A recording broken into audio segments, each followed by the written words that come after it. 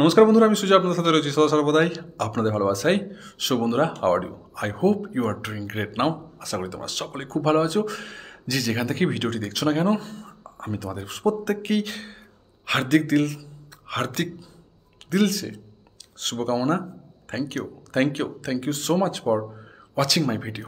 So বন্ধুরা, আজকের day number 5 আর ডে নাম্বার 5-এ আজ এই ভিডিওতে আমি যে বিষয়টির উপর আলোচনা করব সেটি হচ্ছে যে পার্সোনাল ডেভেলপমেন্ট, পার্সোনাল গ্রোথ, যে আমাদের প্রত্যেকের নিজেদের গ্রোথ, সেই গ্রোথ সামাজিক ক্ষেত্রে হতে পারে, অর্থনৈতিক ক্ষেত্রে হতে পারে, স্বাস্থ্যের ক্ষেত্রে হতে পারে, এভরিওয়্যার প্রত্যেক ক্ষেত্রেই হতে পারে।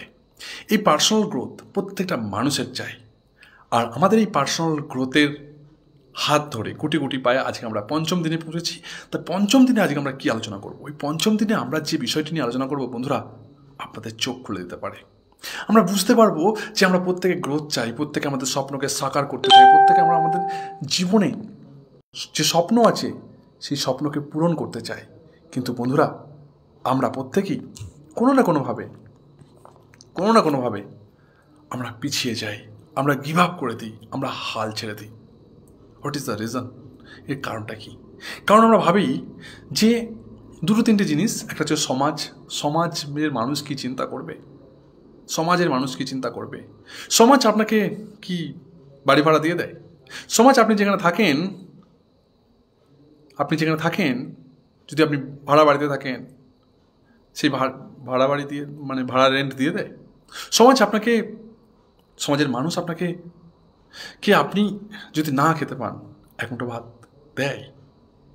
সমাজ আপনাকে, যেখানে আপনি ভাবছেন যে না, আমার মধ্যে প্রতিভা আছে, আমার মধ্যে ট্যালেন্ট আছে, এই ট্যালেন্টটা যদি আমি হয়তো ইমপ্লিমেন্ট করি তাহলে হয়তো আমি সাকসেস পেতে পারি, আপনার মধ্যে ডাউট আছে, আবার সেলফ ডাউটও আছে আপনার মধ্যে। শুভ সন্ধ্যা, thank you so much my sister. So আপনার এই যে ডাউট, আপনার মধ্যে এই ডাউট কিন্তু আপনাকে খতম করে দেবে, কখনো উঠতে দেবে না। আপনার জীবনে যাই লক্ষ্য হোক না কেন, আপনি যেখানে থাকুন, যে সিচুয়েশানে থাকুন, যে পরিস্থিতিতে থাকুন, আমি বলি আপনি সেই সিচুয়েশান থেকে আপনি উঠতে পারেন, আপনি আপনার স্বপ্নকে সাকার করতে পারেন। সেই স্বপ্ন যে স্বপ্নই হোক না কেন আপনারা সবসময় ভাবি যে সমাজ কি বলবে, সমাজের মানুষ কি ভাববে। যখন আপনারা এই কথাটা ভাববেন তখন আমার এই কথাটা মনে করবেন যে সমাজ কি আপনাকে, যে ভাড়া বাড়িতে থাকেন তার রেন্ট দিয়ে দেয়, তার ভাড়া দিয়ে দেয়, যে বাড়িতে আপনি থাকেন তার মেনটেনেন্স খরচা দেয়। যদি আপনি খেতে না পান, সমাজের মানুষ কি আপনাকে দুমুঠো চাল, আপনার একবেলা যদি খাবার জুটিয়েও দেয়, আপনার খাবার রেসপন্সিবিলিটি নেই? সমাজ এই সমাজের তোয়াক্কা করতে করতে 55 থেকে 55 সাল পর্যন্ত আপনি এই সমাজের তোয়াক্কা করতে করতে না একসময় যে সব কিছু হারিয়ে বসে থাকেন। সবচেয়ে বড় রোগ কিয়া কহেগা লোক। আমাদের মধ্যে সব থেকে যদি বড় কোনো রোগ থেকে থাকে, মারাত্মক রোগ থেকে থাকে, তবে যেটা যে আমি তো করতে চাই, কিন্তু আমি যদি করি তাহলে লোকে কি বলবে। বন্ধুরা, আই প্রমিস ইউ, লোকে কিছু বলবে না। আই গ্যারান্টি ইউ, লোকে কিছু বলবে না। কারণ আপনার এখন 55 বছর বয়স হয়ে যাবে না, তখন আপনি একদিন ভাববেন যে আমার মধ্যে এই ট্যালেন্ট ছিল, আমার মধ্যে এই প্রতিভা ছিল, আমি এটা ইমপ্লিমেন্ট করতে পারিনি কেন? আমার মধ্যে এটা করার ইচ্ছা ছিল, কিন্তু আমি ইমপ্লিমেন্ট করতে পারিনি, কারণ লোকে কি বলবে। তখন আপনার মনে হবে যে লোক তো আপনার সম্পর্কে কোনো চিন্তাই করেনি আজ পর্যন্ত।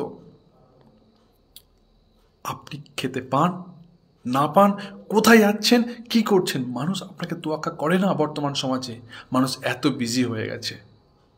আর আপনার যদি কোনো কাজ না থাকে তবে তো আপনি ইজি, আর আপনার তখন চিন্তা হবে যে হ্যাঁ, মানুষ কি ভাবছে আমার সম্পর্কে। খালি দিমাগ শয়তানের বাসা ঘর হয় বন্ধুরা। যে দিমাগকে কখনো খালি রাখবেন না। দেখুন, এর জায়গায় সোচুন, ভাবুন, চিন্তা করুন, কারণ আপনি যা চিন্তা করবেন সেটাই হবে। আপনি যদি নেগেটিভ ভাইব্রেশনকে নেগেটিভকে অ্যাক্টিভ করেন, তাহলে নেগেটিভ জিনিস আপনার সামনে ঘটবে। আপনি যদি পজিটিভ জিনিসকে আপনি অ্যাট্রাক্ট করেন, তা আপনার সঙ্গে পজিটিভ চিন্তা ভাবনা জিনিস ঘটতে থাকবে। ভাবুন এবং বলুন, আমি যা পজিটিভ ভাবি তা আমার সঙ্গে হয়, আমার পজিটিভ চিন্তাভাবনা আমার বাস্তবে রূপ দেয়। ভাবুন, পজিটিভ কিছু ভাবুন। কারণ একদিনে মানুষের 60,000-এরও বেশি চিন্তাভাবনা মানুষের মাথায় আসে, আর সেখান থেকে 40,000-এরও বেশি চিন্তাভাবনা বন্ধুরা নেগেটিভ হয়। আমাদেরকে পজিটিভ ভাবতে হবে। দেখুন, আপনি না যদি মনে করেন যে আমার দ্বারাই কী হবে, আমি একটা কথা বলি, যেখানে বাবা আম্বেদকরের নাম শুনেছেন, যিনি সংবিধান লিখেছিলেন।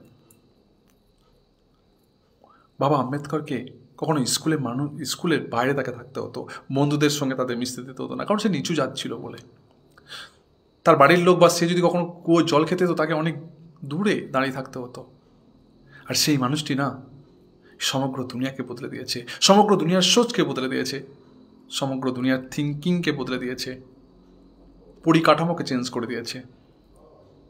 বন্ধুরা, আমি আপনাকে এটাই বলতে চাই যে আপনার যদি মনে হয় যে আপনি একমাত্র পজিটিভ, আর বাকি আপনার পুরো সার্কেলে সমস্ত মানুষ অড়সি পড়োশি সব কিছু আপনার নামে নিন্দা করে, সমালোচনা করে, হিংসা করে, আর আপনি সেই হিংসায়, সেই তাদের সমালোচনায় নিজেকে আস্তে আস্তে গুটিয়ে ফেলছেন, নিজেকে আস্তে আস্তে ছোট করে ফেলছেন, তবে তো আপনি পাখনা মেলে উঠতে পারবেন না।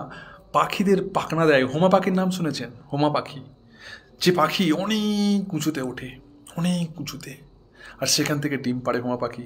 আর ডিম মাটিতে পড়তে পড়তে না বাচ্চা বার হয়, ডিম ফুটে বাচ্চা বার হয়। আর সেই ডিম ফুটে যখন বাচ্চা বার হয়, সেই বাচ্চাটা মাটিতে পড়তে পড়তে না বাচ্চা দেখে যে আমি মাটিতে পড়ছি, আর মাটিতে পড়ে গেলে আমি খতম হয়ে যাব, শেষ হয়ে যাব। তখন বাচ্চা কী করে, তার মায়ের দিকে পাখা মেলে উঠতে থাকে, আর সে পাখা মেলে উড়ে চলে যায়। তখন চোঁ চোঁ করে সে উপরের দিকে মায়ের দিকে উঠতে থাকে। হোমা পাখি। যদি কাহানি না শুনে থাকেন তবে আপনি কাহানিটা জেনে নেবেন। It is true. বন্ধুরা দেখুন, আমি না সেই হোমা পাখির ডিমের মতো। ভগবান অনেক উপরে আছেন, আমাদের মাথার ওপরে। তিনি আমাদের সৃষ্টি করেছেন না, আর সেই ডিমের মতো আমরা মাটিতে পড়ছি আস্তে আস্তে দিকে। আর এমনই সৃষ্টিকর্তার এমনই নিয়ম যে ভাই আমাদের পড়তে পড়তে আমাদের খতম হতে, তথা জন্ম আর মৃত্যুর মাঝখানে কিন্তু আমরা যদি পারি, আমরা পাখনা মেলে উঠতে পারি, ডিম ফুটে আমরা ডিম থেকে বার হতে পারবো, এবং ডিম থেকে বার হয়ে দেখতে পারবো যে না আমরা পড়ছি, নিচের দিকে যাচ্ছি, মানে প্রতিদিন যাচ্ছে, মানে দিন শেষ হচ্ছে, আমাদের জীবন থেকে একটা একটা দিন মূল্যবান সময় কমে যাচ্ছে বন্ধুরা। আর সেই হোমা পাখির বাচ্চার মতো কিন্তু আমরা যদি চাই, আমরা পাখনা মেলে উড়ে আবার উঁচুতে উঠতে পারি। আর যদি পাখনা না মেলি, তবে আমাদের মৃত্যু অনিশ্চিত, আমরা কিচ্ছু করতে পারবো না। চোখ ফুটলো, দেখবো হ্যাঁ এই দুনিয়া, আচ্ছা জন্মালাম, আর কখন যে চোখ বন্ধ হয়ে যাবে আমরা তখন বুঝতে পারবো, আরে ইয়ার এত তাড়াতাড়ি শেষ হয়ে গেল সব কিছু।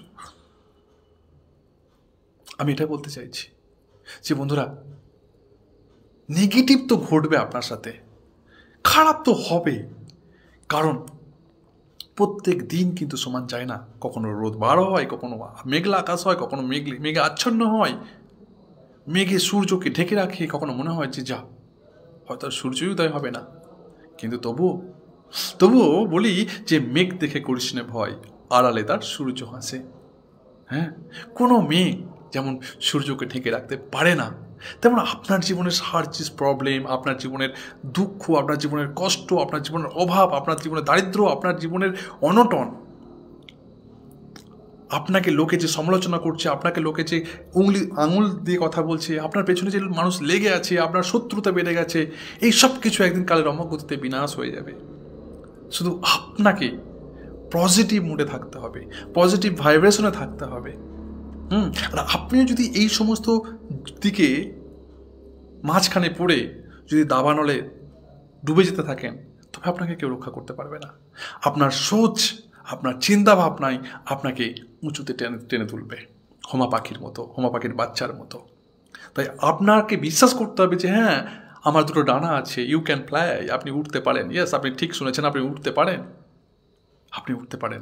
বিশ্বাস করুন যে আপনি জয় করতে পারেন, বিশ্বাস করুন যে ইউ ক্যান উইন, বিশ্বাস করুন যে আপনি জয়ী, বিশ্বাস করুন যে you are a successful person. আপনি বিশ্বাস করুন, সাকসেস হওয়ার আগে, সাকসেস পাওয়ার আগে আগে সাকসেসকে বিশ্বাস করুন, যে হ্যাঁ আপনার জন্মই হয়েছে ওই স্বপ্নকে হাসিল করার জন্য, আপনার জন্মই হয়েছে ওটাকে পাওয়ার জন্য, আপনার জন্মই হয়েছে যে যেটা আপনি করতে চাইছেন সেটা করার জন্য। এই বিশ্বাস করুন।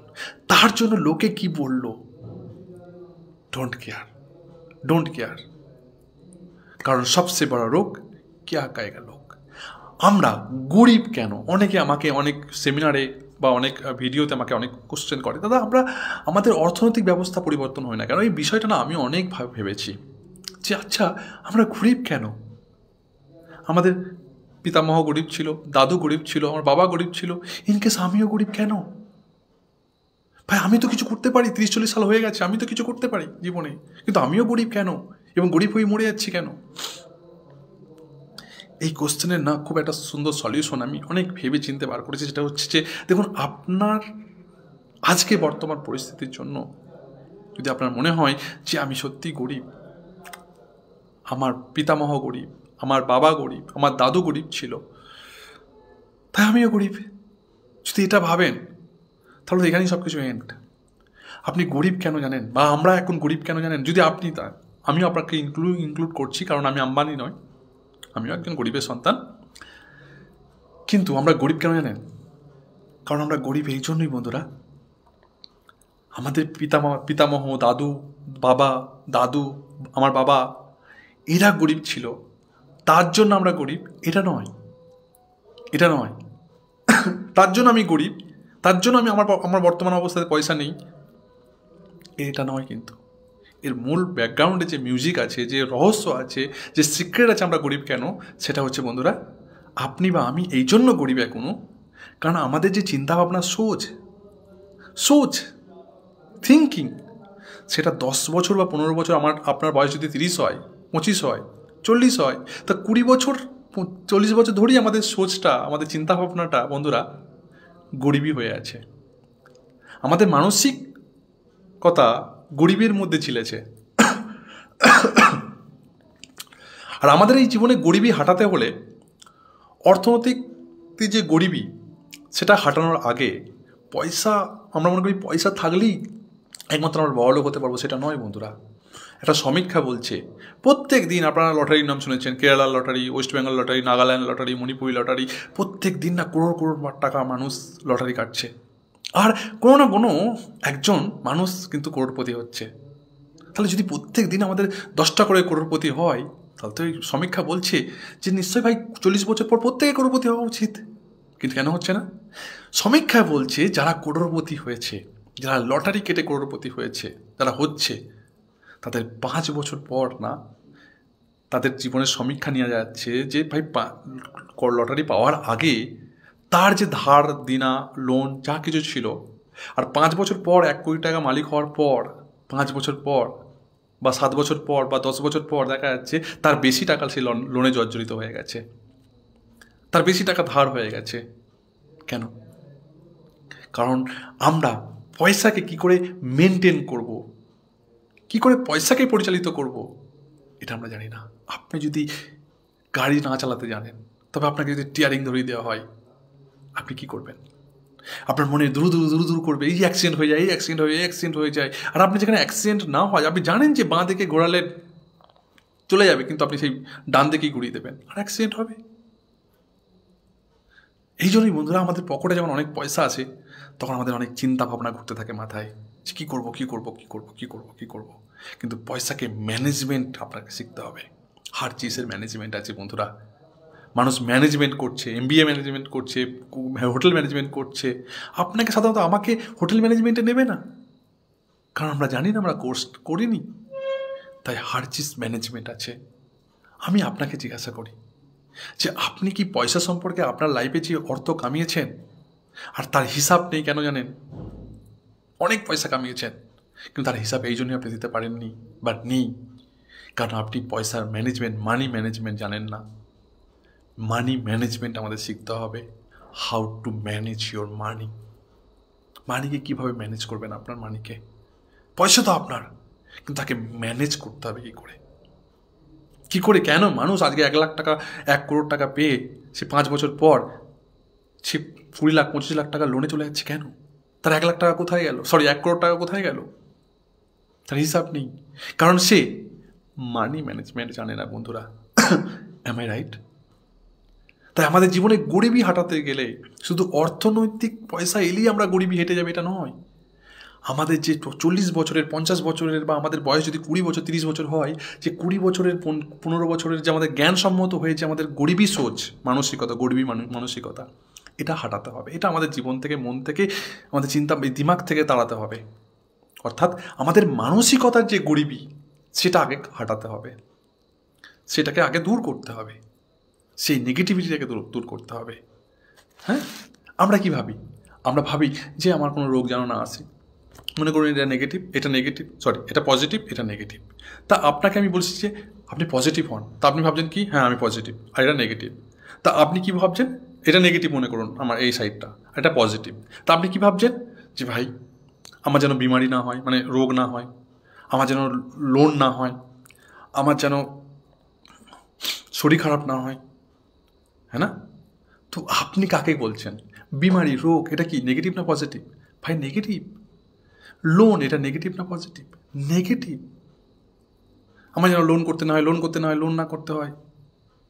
আপনি কাকে বেশি এফোর্ট ডালছেন?